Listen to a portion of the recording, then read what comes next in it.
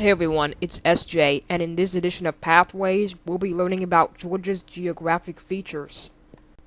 There are 6 geographic features in Georgia: the fall line, the Chattahoochee River, the Savannah River, the Okefenokee Swamp, the Barrier Islands, and the Appalachian Mountains. So let's start with Georgia's fall line. It's 20 miles wide and separates the Piedmont region from the coastal plain region.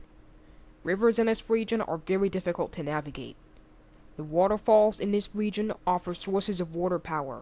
Also, many mills were located at the fall line. Georgians built cities like Columbus, Macon, Milledgeville, and Augusta along Georgia's fall line. The cities mentioned above began as goods were transferred to boats, to wagons, and trains.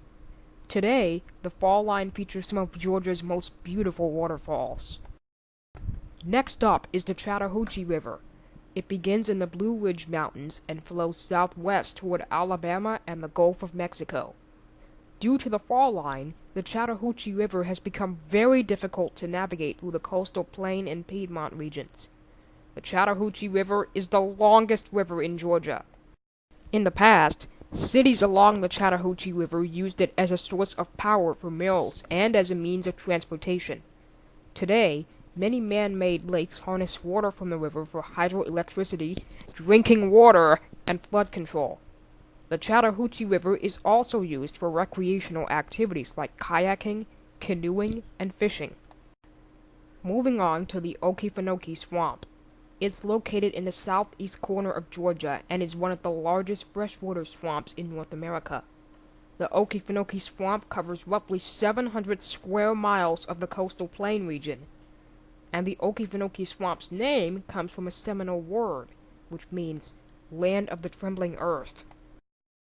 Water in the Okefenokee Swamp averages between 2 and 4 feet deep, and there is unstable marshy ground beneath it. The Okefenokee Swamp is home to more than 1,000 types of organisms, including plants and animals. In 1937, President Franklin D. Roosevelt created the Okefenokee National Wildlife Refuge, so the Okefenokee Swamp is now protected land. Then we have the Appalachian Mountains.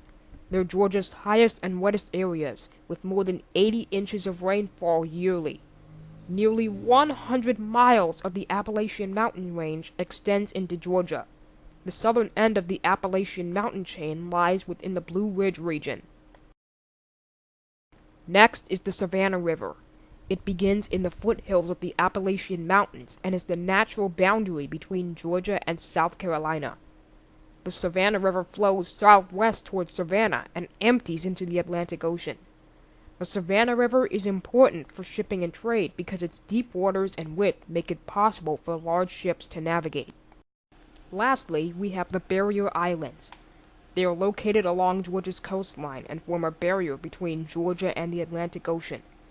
The Barrier Islands protect Georgia from much of the ocean wind, waves, and currents that otherwise erode the coast. In Georgia's early history, forts were built on the Barrier Islands to protect the state's coast. Today, some of the islands like St. Simons, Tybee, Jekyll, and Cumberland are popular vacation destinations for tourists.